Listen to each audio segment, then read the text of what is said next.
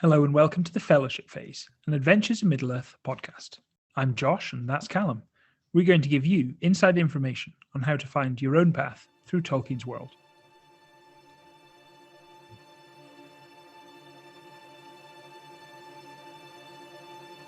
The region known as the Grey Mountain Narrows is a long strip of land separating Mirkwood from the Grey Mountains. It extends for more than 60 leagues, from the riverbanks of the Greyland to the west, to the flat Dalelands to the east. While the region is from 20 to 30 miles wide for most of its length, it tapers to little more than 10 miles, where the mountains and the forest almost meet.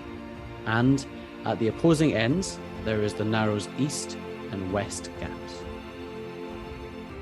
The desolate Narrows are not wholly deserted of life. Many birds, including ravens and crows, roost under the eaves of the forest, and in the past, others have dwelt there. Dwarfs dwelled into the Grey Mountains in search of wealth, but these delvings were never as rich as Erebor or Moria. And one by one, in the past, these holes fell to dragons that came down from the withered heath. But some in these lands still seek to reclaim their long-forgotten homes.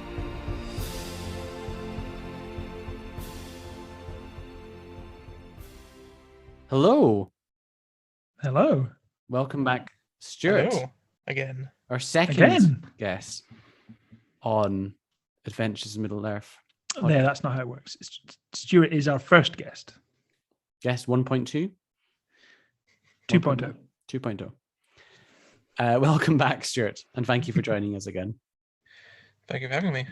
We had, on the last episode, talked through your character that you've played through the whole campaign, and you're one of only two people that have played the same character every single episode, actually. Yeah, that's true. Yeah. Yeah. Have you been in every single episode as well? Have you missed any at all? I don't think I have. Maybe half. No, I don't think I've missed an entire episode, actually. Has Torvald missed any time? This is probably a question for James. I don't know, but I don't remember. He may have done. I think there was one time he couldn't play.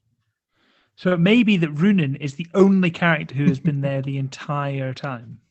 That's why my notes are so integral to the game. And I mean, that is true. Well, the introduction that I read there was the description for one of the regions of Wilderland, which is called the Grey Mountain Narrows. And why did we choose that? Well, we are going to talk today about the Wanderer class, which is a sort of equivalent of a ranger, and they have certain known lands which are of critical importance. And we felt that the Grey Mountain Narrows are probably the known lands that Runin had that was maybe the most impactful in terms of journeys, because you went across there several times and some significant things happened there, and also important narratively for backstory reasons. Yes. It's definitely very impactful for Runin, as where he lost his family, as we said in the previous episodes, and where he got ambushed by goblins, wherein he mistakenly went off wandering by himself away from camp, and then stumbled upon the actual spot where it actually happened, and had a moment of reflection, I think, afterwards. It was a nice moment because it can reveal some of your backstory in quite an organic sense. Yeah. And I think when you came back, you ended up speaking to Karhu, one of the player characters, about it. Yeah, and it was this sort of trigger for you to reveal your backstory in more depth and role play through that, which you hadn't done to at that point. And as a result of that, those two characters came even closer. Yeah. And I think the game previously that we also left on a massive cliffhanger when Runin was just surrounded by goblins. And Yes. was like, crap. Oh yeah, I think it was you were scouting and you saw them, and then you rolled a natural 1 on some check, and there's a debate about critical fumbles, but in that situation, failing your check to scramble up or down a cliff meant you fell and landed in the middle of a big group of them. It was very dramatic cliffhanger. Yep. It was a great way to finish off for a week. I know. And then I was just dreading, so I'm going to die to these goblins, I'm going to just make a big circle of the whole story. You've come back there to be buried with your family. Yep. Yep. Wanderers. I am going to seize control and ask questions for both of you. And this is my rationale behind it.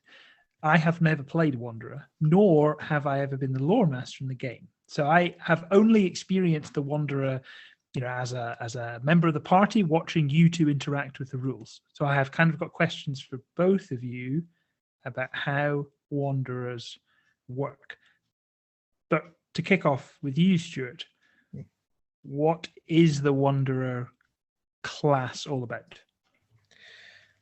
I would say, in a general sense, it's in many ways it's the guide, which it says many times in the Wanderers class in the book, and they just help guide the group on dangerous areas and regions in the lands, and they know the in and outs of the roads, safe places to stay and rest and camp, and they are the wanderers of the wild, and they can hunt, survive. Yeah. Better rangers than D&D, at least.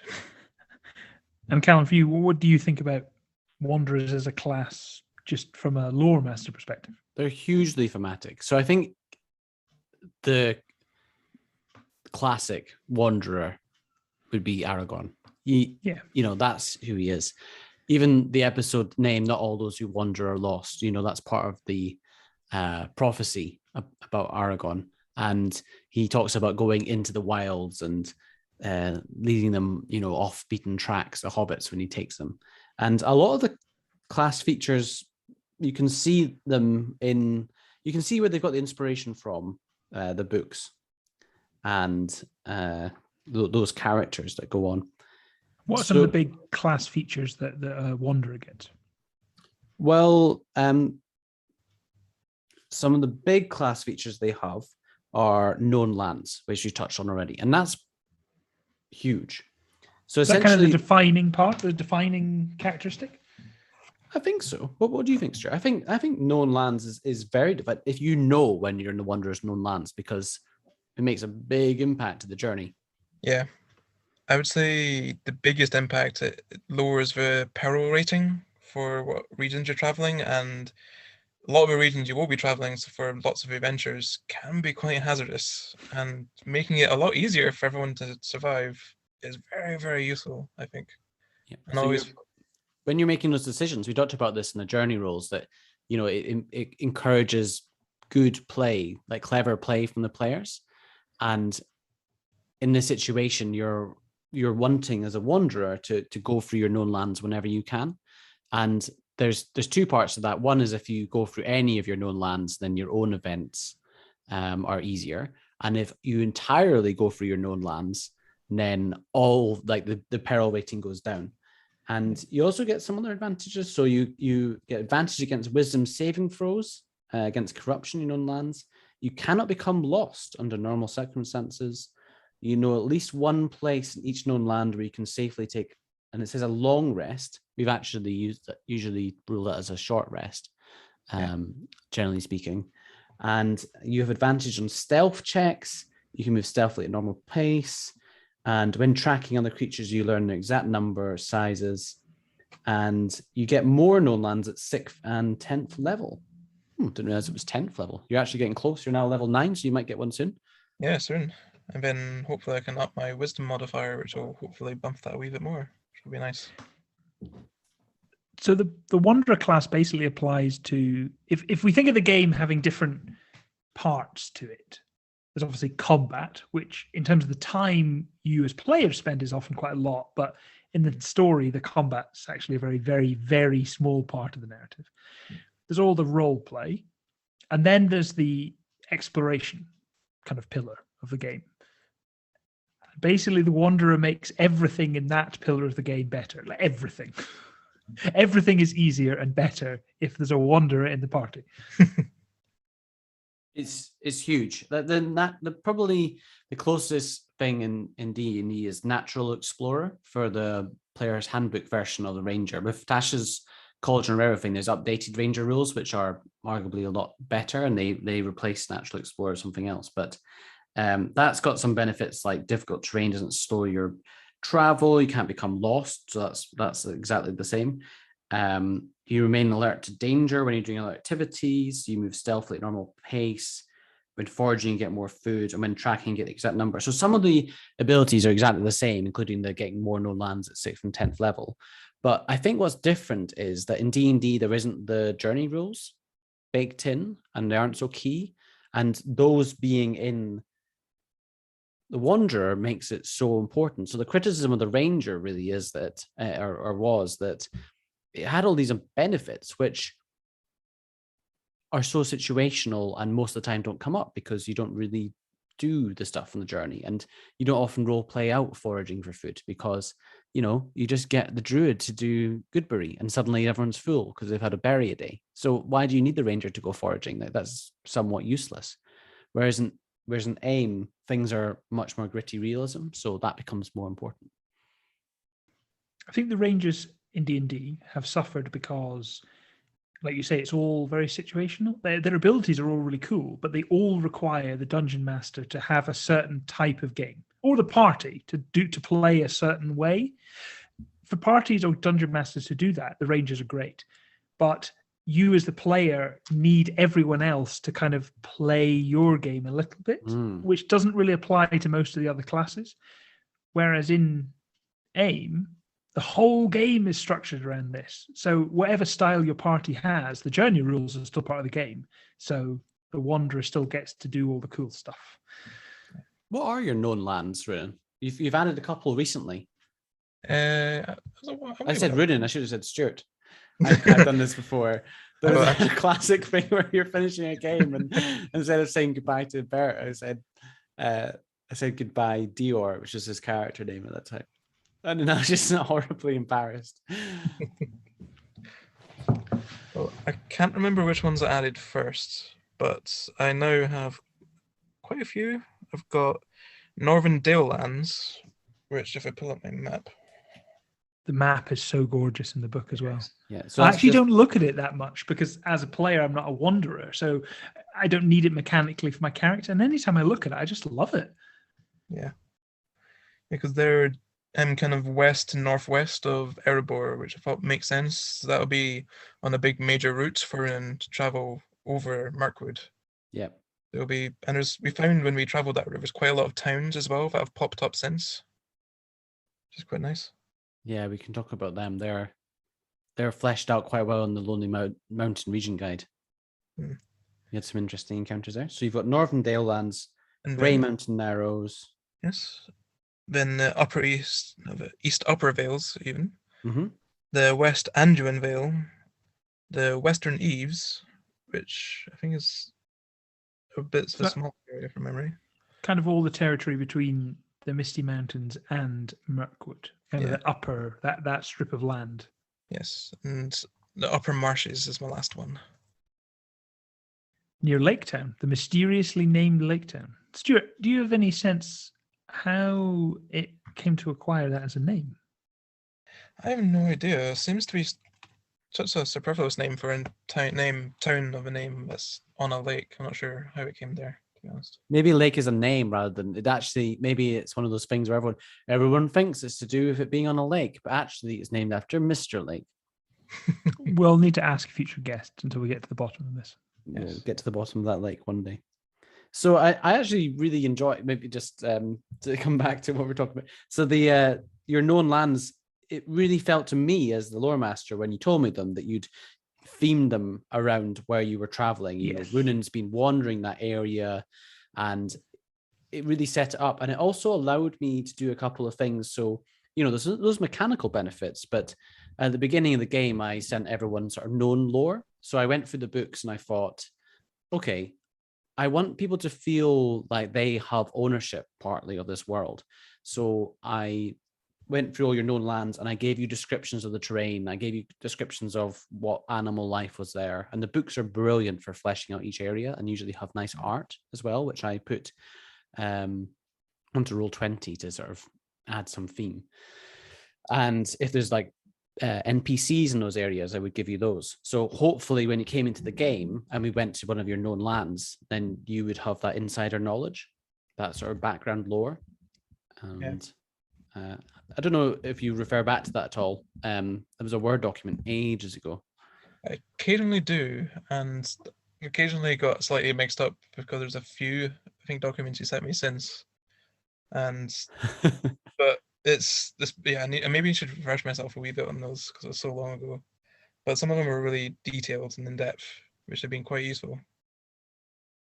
Because none of it's in any of the books that I've read. So yeah, there's a lot of stuff that's added and fleshed out in the Adventures in Middle Earth source books, which isn't part of the lore, but it adds a lot. And generally speaking, I sometimes forget what is Tolkien's lore and what's in the books, and they've done a really good job of blending that in quite seamlessly. Yeah, and especially some of the things Runin has learnt, especially over Grey Mountain Narrows, which we hopefully will go back to, is one of the main NPCs that we've met in that region, which is a dwarf that is beardless called Frar the Beardless, and could be quite pivotal in the future, hopefully. And yeah, he's quite a famous NPC in that area. He does have a beard back now, but the story of why he lost his beard is a well-kept secret. And we did run into some dwarfs in the top of Mirkwood who were slightly mad. Just that was very fun role-playing that encounter. Yeah. So I'm looking forward to going back to that region if we have to travel that way again. Just to meet, especially those crazy dwarves, actually. They were quite good fun. They were very fun. When Callum and I talked about the journey rules, I'd said partly for me as a player, it was a part of the game I never really felt the mechanics of, because I was very rarely the guide, not a wanderer. I never had any bonuses to it. So it was always something that happened behind the screen. I think when I really appreciated known lands was when we didn't go through known lands. So most of the time early on, we were in your known lands, and we deliberately went that way because you were the guide and it made sense. And you were like, hey, I know the safe route this way. The first time we went somewhere that wasn't your known lands, and everything was more difficult because we couldn't find somewhere safe to rest. The peril rating was higher. We rolled bad journey events. We struggled to find food. That was the point that, as the character of Theodric and as the player, I was like, whoa, wait. I now understand why Runin is so good at this. You make it look easy, but going through dangerous places without someone who knows what they're doing, it's in the game really tough. I think that showed how good Runin was and how good the rules are, that as soon as you go somewhere slightly off the map, off the beaten track, you appreciate how dangerous it is. And that segues nicely into obviously the known lands are a big part of the class feature, but even outside your known lands, Runin is really powerful. So the next ability that they have is Ways of the Wild. You have advantage on all wisdom, survival, ability checks when tracking others. When acting as a guide, you can fill all vacant roles. And as you get to 6th level, you become even better in fighting. So you're taught that you have to strike fast. So you get advantage on your first round of attacks in combat. And if you get to 14th level, you can no longer be ambushed. Ambushed? That's a different thing. No longer be ambushed. Very different. You're going to ambush me. You can no longer be ambushed and cannot be surprised in the Wilderland. Yeah. Which is huge. I guess it's like the alert feat in D&D. I hadn't never read that line now about the 14th level because I'm not really even thinking that far ahead. So how's that played out? The tracking. Have we done much tracking? I'm trying to think. There's been a few times when we were tracking the Volters people. Oh yeah. Yes. And trying to distinguish people on horseback as well a couple of times. Yeah. And I just distinctly remember, and I always forget in the Ways of the Wild, for advantage on your first round of combat only happens in the wild, which I always forget about. Yes, you're tying the wild, because there's sometimes discussions like because we're prone to forgetting rules, as everybody is. So I think I'm conscious and you're conscious that we need to remember that rule. And there's often times where you haven't rolled advantage, and I'm like, you should roll advantage the first round of combat, and then one or other of us is saying we're not in the wilds. Yep. And then it comes into discussion. It's like you're like, is this the wilds? Looking around. Ask that. What makes something the wilds? Outside. Outside, Yeah. So you also get a fighting style. Which fighting style has Runin taken? He took archery because to go into some of Runin's stats, his strength is quite high because he's a dwarf, and I think he gets extra bonus to strength and constitution. But as a wanderer, I wanted him to be basically good at everything to survive as best he can, because his dex is still pretty good.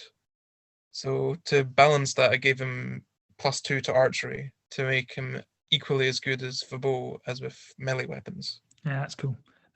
It feels in keeping of rangers as a kind of an archetype, and of Aragorn in particular, who you see obviously in the books wielding a bow and a sword very successfully. Yeah, Runin is powerful in combat. I would say he's consistently hitting and doing damage, and he maybe doesn't have the things like action surge and some of the more combat specific abilities, but he's reliable there, and getting the extra attack that you pick up at 5th level really helps with that. Yeah, the advantage is really useful when we are in the wild, and plus the axe, which we talked about in a previous game, doing 1 damage if I miss, and I think I've also unlocked the next bit of that weapon where on a critical hit I do an extra the extra d8 of damage. What is that weapon again? That's the dwarven axe. Yeah. Are you starting to doubt yourself having given this?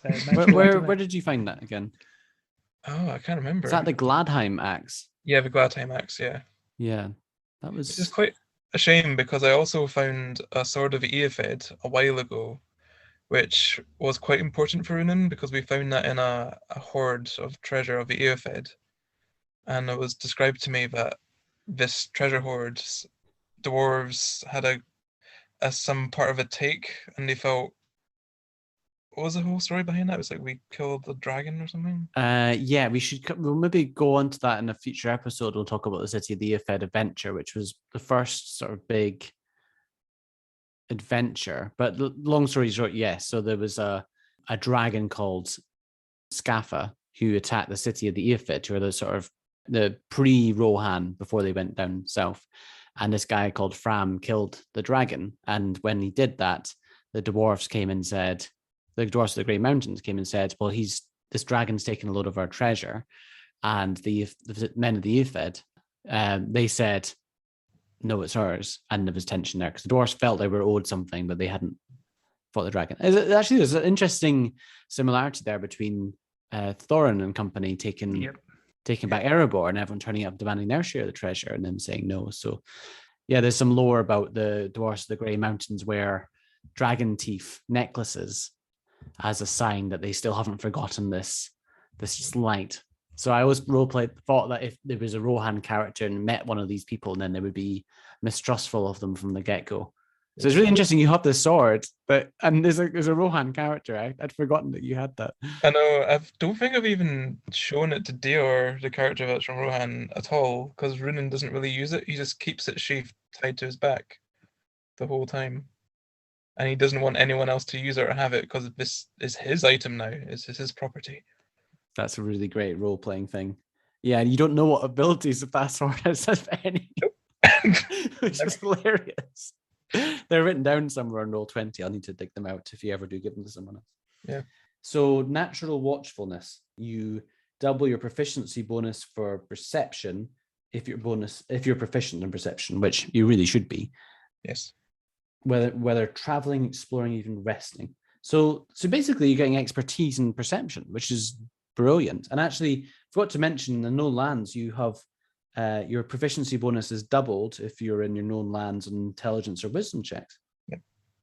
This is definitely a rule I always forget. We should just set it up as expertise on Roll20. Yeah, that would be the simplest thing to do, I guess. That's really powerful. So you can end up with quite a few different expertise there. Yeah.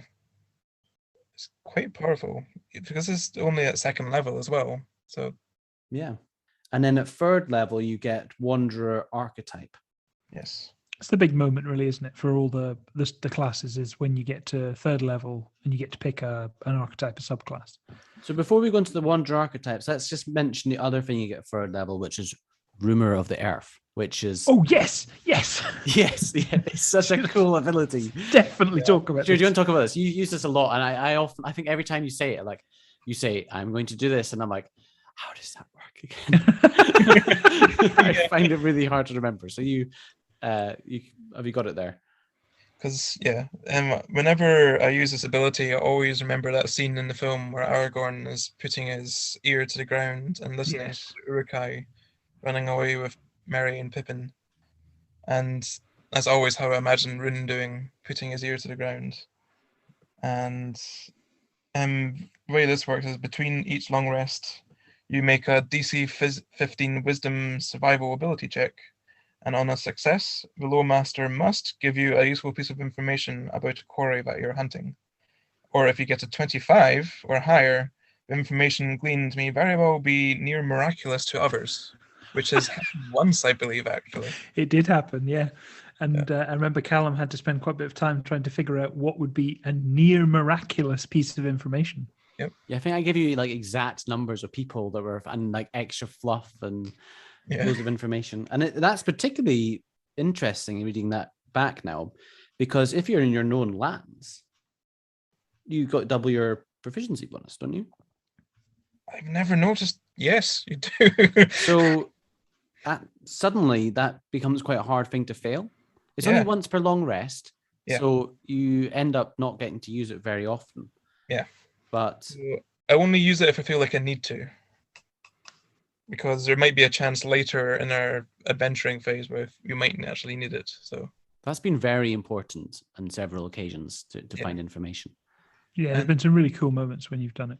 Yeah, and it has been useful when we had both Runin and our other Wanderer player character in the group, because then we had two people that could possibly do it, which has been pretty good. Yeah, I also remember occasions where you mechanically can't do it anymore, but thematically and roleplay wise, you've done it, which has been fun. Yeah. As a flavor to your perception checks. Yeah, and I do also remember once, because it was a critical failure, I rolled a 1, and I just roleplayed it as I got like a fly or a beetle in my eye, and I just kind of slapping my face the whole time and didn't mean anything. Yeah, you're very good at doing that when you do a failure and role playing out. So that's Rumour of the Earth. So Wanderer archetype. So there's two options: Hunter of Beasts or Hunter of Shadows. So which one did you go for? I toiled when I first had to pick this, but eventually I went with Hunter of Shadows. And I think this is the first time ever when I was making this character where I went with something that I thought could be more useful. Because when I looked at Hunter of Beasts, I really wanted to. I remember talking to you, Callum, about trying to get a goat for a mount. Oh Incredible. yeah, Incredible. And that was my main basis of maybe going with Hunter of Beasts. But in the end, I was like, I'm not sure how easy it would be always to have a goat with me the entire time. So I went with Hunter. So many times it would not have been easy. Yeah, but just imagine going into Gundabad. Like, it's like, shush. All right, darling. And you and a raven and a goat in Gundabad. That would have been hilarious. Yep, I would have made sneaking very difficult. But yeah, I went with Hunter of Shadows, which I've enjoyed playing because it just makes you slightly better at combat, especially against enemies of basically shadow enemies. So most enemies you face in Tolkien's world. Yeah, any creature that willingly serves the Lord of Mordor. Yep. So I get +2 to damage, and I also got proficiency in the Shadow Lore skill, which has been actually quite useful because I didn't have it. And then at 7th level, jumping forward a bit for Hunter Shadows, you get Revenge. Whenever a servant of the enemy successfully attacks you, you can, as a reaction, make a single attack against them in return. That has been very clutch. Yes, especially in some very dicey situations where a lot of the party was on low health, and I decided to take the dodge action, and when someone attacks me, I can attack them back, which has been very, very useful. And just to finish off Hunter of Shadows, so this is jumping ahead again. So at level 11, you can choose one of the following. And we were talking about this the other day because you were mentioning that you were going to get this. And I don't think I've ever really read the high level abilities for most of the classes. I've not really put that thought because I've never had to build a character. So, what do you want to talk us through those two? Because you were quite excited about one of them, I know. Yeah, there's at 11th level, you can choose between two. And one of them is Bane, which is once per turn. When you hit a servant of the enemy, you can deal an extra D8 radiant damage.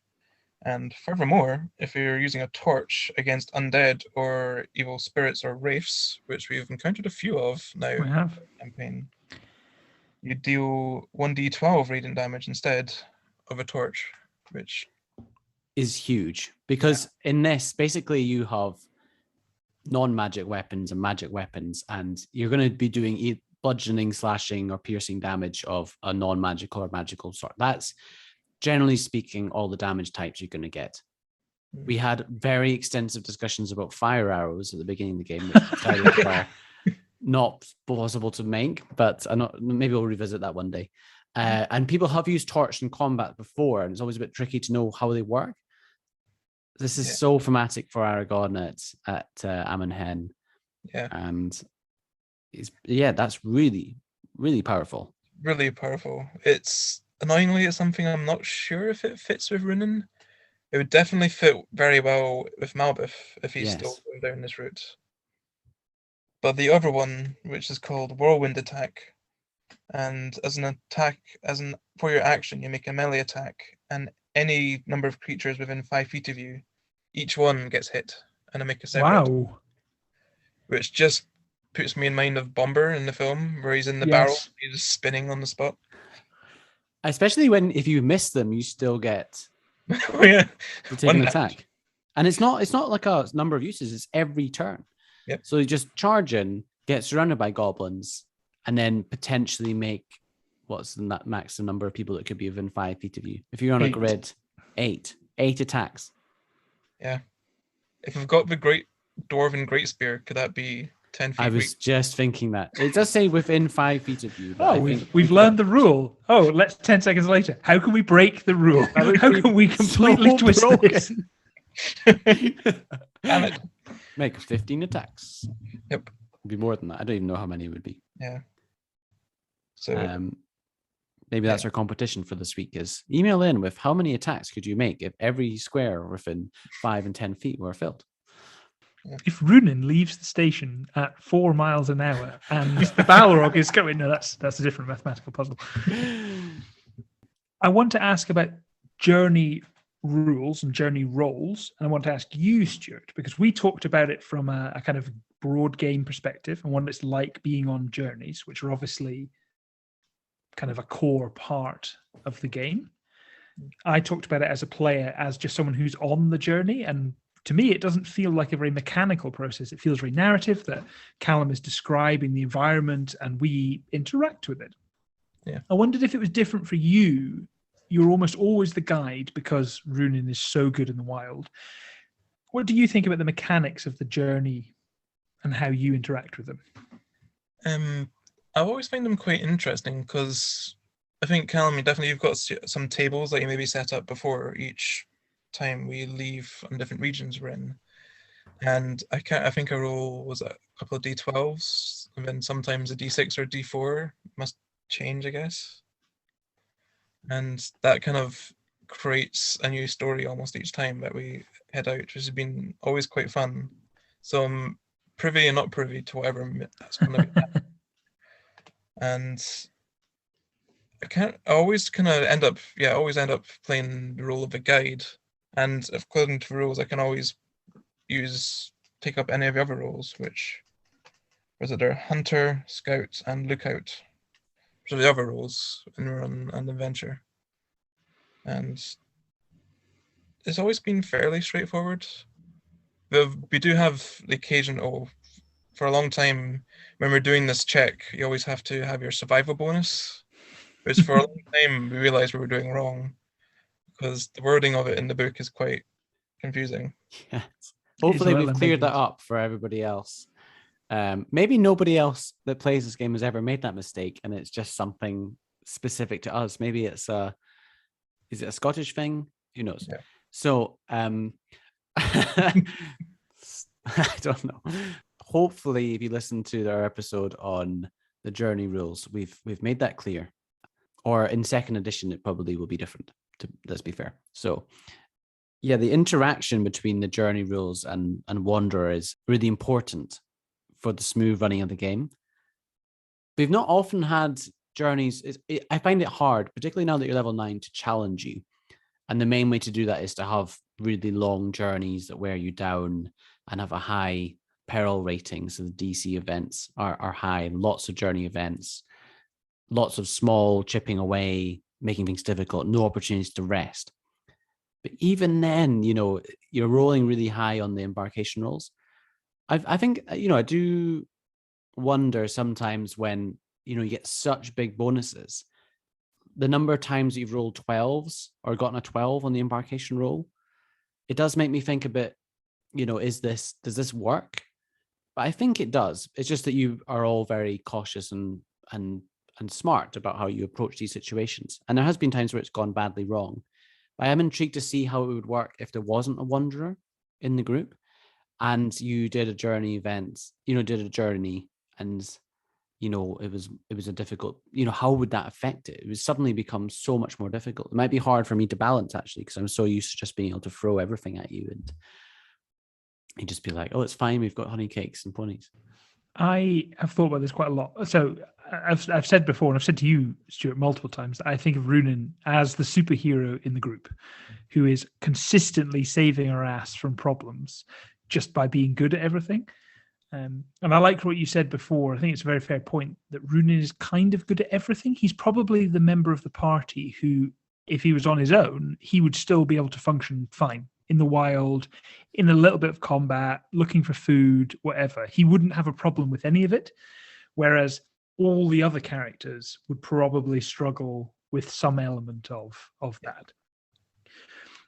I had wondered for a while if the Wanderer is too powerful in AiME. Like, is it that, every party has to have a Wanderer, they're the best class, the whole game's built around it. But I came to the conclusion that no, because by having you play Runin, one part of our party, an entire character in our party is dedicated to this. But it means they're not dedicated to anything else. If we took a Wanderer out and swapped you out and you played as a warrior, yes, the journey elements would be more difficult. But then when you throw combat as Callum, the combat would be much easier because we'd have another martial player involved. Or if Stuart played as a scholar, for instance, the journey would be harder, but we'd have so much more healing. So it feels like he's super powerful, which he is. But the sacrifice, I suppose, that you've made is that you are good at the journey element of the game and rely on the other players to be better in combat. Yeah, definitely how it feels on my end, where I deliberately made him so that he's just a good all-rounder, but he doesn't have any specializing expertise in any one particular thing, which has annoyed me, especially for stealth, because slightly clumsy dwarf, and he's meant to be good at stealth, but he never roll well, and his modifier is like okay, which is probably the one annoying thing is I think my highest modifier is only like a 6 or a 7, which for level 8 is like we should go through your character sheet and make sure that we've applied all these or just remember to apply the double proficiency bonuses on all these checks. I used to remember, but I think it's also been a while since I was in known lands as well. That's true. Where we spent a lot of this calendar year, this real world year, on a very long adventure to Gundabad, which has not been a safe place for anyone. Yeah, so maybe that's why it feels like I just haven't used it at all, because I haven't been able to. Some other features you get later on, which we'll just skim over quickly. So level 8, you get poison resistance. That's come up a lot. Yeah. Level 9, get trackless steps. You can't be tracked, which I'm looking forward to that. Yes, you've just got to level 9. Yes. I was suddenly reading that and being like, oh, I've messed this up. No, you Are didn't you have suggesting that so our they could party's attract been you. That's fine. has our party been tracked this entire No, time? Is that what you're telling us? You can hide Are in we being plain tracked right sight. now? Wow, you get plus 10 bonus to stealth checks. Yes.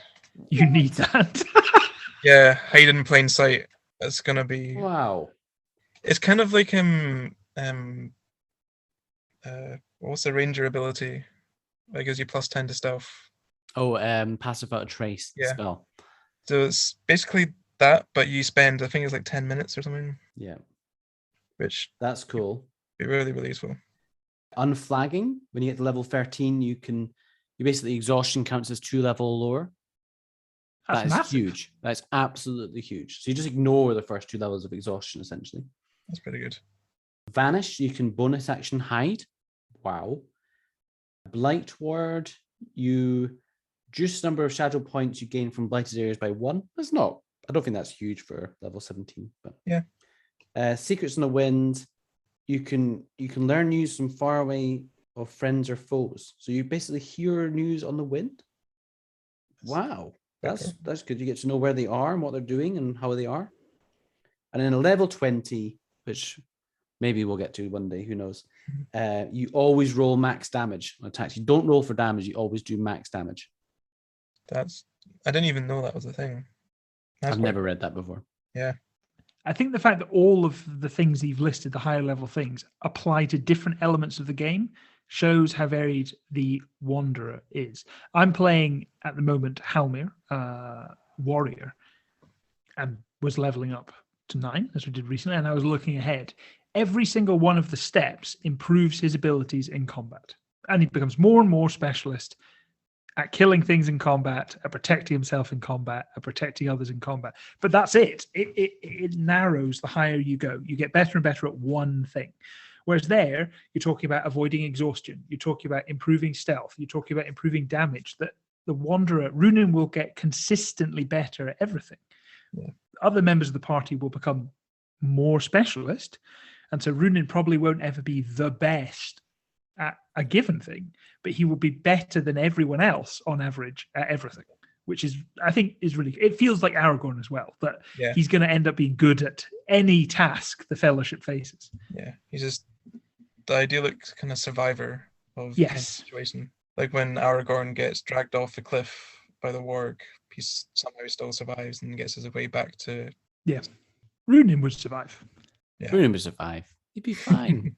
And then the Hunter of Beasts is the other archetype, and we won't go read through that, but essentially you're really good at shooting things. There's some really interesting, there's some real great synergy with having the archery fighting style and being good with a bow. Yeah. And the final feature you get for Hunter of the Shadows is defense against the shadows, where you can stand against the tide, have unbreakable will, or uncanny dodge, which is from D&D. So there's lots of other abilities in there which become really powerful. We're kind of skimming over the higher level stuff because, and this is something that's discussed in the AiME Reddit a lot, and I think is a struggle, is that it's a game designed for lower level play. I remember once on AiME there was a discussion about actually, the game's not really designed to be played above really 10th level because people like Aragorn, if we're talking about his as an example, he's probably like a level 15 adventurer, and you don't, who are these people to turn up and be better than Aragorn? That seems a bit unreasonable. So whether you do that at a different age, I at the end of the day, I think it's your game, so do what you want. So we'll definitely have an episode and have Brendan on as a guest about, how can you adapt the game, how can you change it a little bit to make that sort of higher level, higher difficulty play reasonable. What do you do with the enemies, and there's a lot to unpack there. I think it's an interesting question for the second edition, because one of the big strengths of AiME is that they've taken a world that people like with Tolkien, and they've taken a game that is pretty accessible in 5th edition D&D and put them together. But 5th edition D&D, once you get up to like 18th, 19th, 20th level, the sort of magic and abilities you have can change the world. Like you can change events in the past, and you can fold space and time. But in Tolkien's world, that there's nothing that's really comparable to that. A 20th level spellcaster would be one of the named characters in the book. So it feels another one of these things where they've kind of put the system in because it's a good system, but we don't really use all of it. Yeah. And I think I find it a bit difficult to say, the game stops at level 10. It's like, well, why did you print 10 levels? Because as a player, that is really like I know people read ahead and they're thinking, oh, that'd be really good to get this point.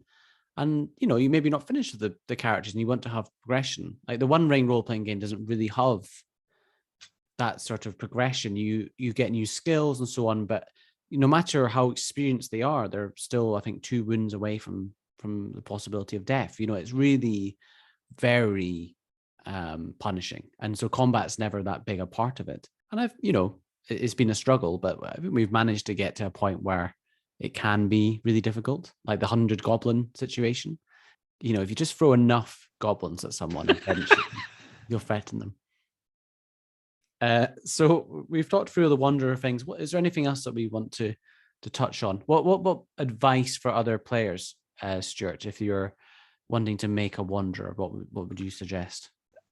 I would say don't get too daunted by the rules and the features for especially like known lands and the ways of the wild for the beginning of Wanderers, because there's a lot to learn for a start, which I definitely learned at the beginning. And just talk to your low master and they can hopefully help you just keep on track and just be willing to also lean heavily into the roleplay of it, which is always good fun.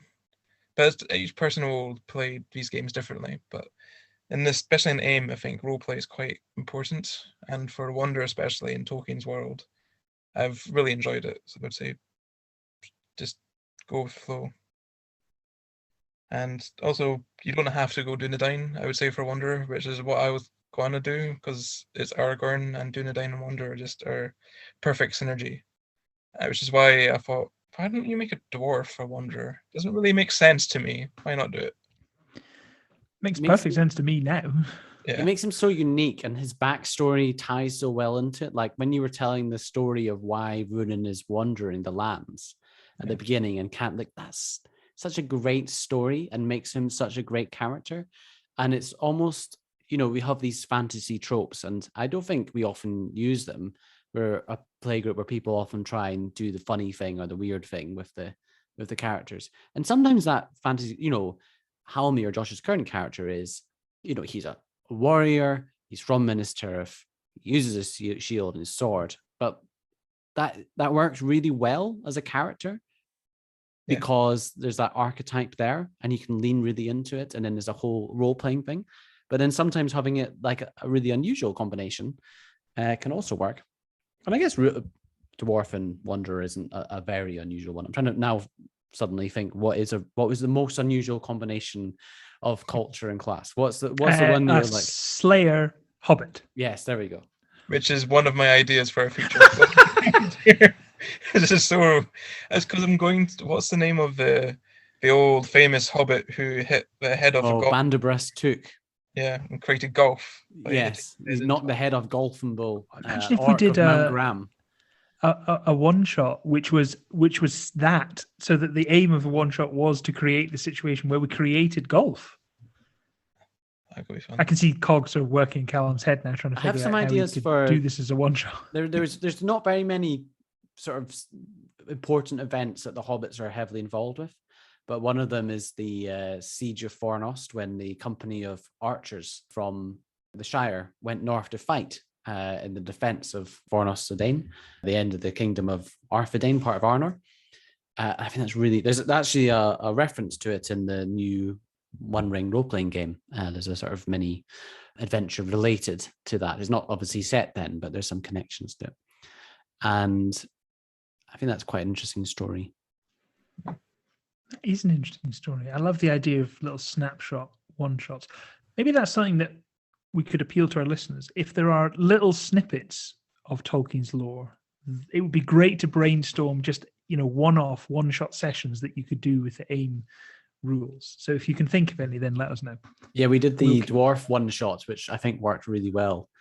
I don't know what characters we had in that. Was there any really unusual ones? We had a dwarven scholar called Dolfnir, who was, and then his father turned up later, or he was the son of that person's player character, who was just really nerdy, wonderful dwarf. There was a slayer. There was someone who had like a bit of iron in their skull as well. Holding their iron skull, wasn't it? Yeah. And there's a really old dwarf as well, from memory. Oh yes, that was Scott's character, and he had a very silly voice. Yep. Dwarfs are brilliant. I love having dwarfs in the campaign and interacting with them and role playing them as NPCs as well. They can be really interesting because usually you start out as suspicious, and then if you approach them in the right way, then they can be really sound friends. And I think that's Runin all over. And he's a wanderer, but he's certainly not lost. To hark back to the episode title. Yeah. Well played. I enjoyed that. Well, thanks again, Stuart, for joining me. It's been wonderful to have you on and to get your insight and knowledge and hear about Runin. And I'm sure we'll be having you back at some point in the future on a topic of your choosing. I'll have a think. I don't know too much, but I'll crack my brain and see what's in there. Okay, so we've talked about Wanderers. We've talked about your experience of Wanderers, some advice, and how they fit into the journey rules. I think we've covered a lot there.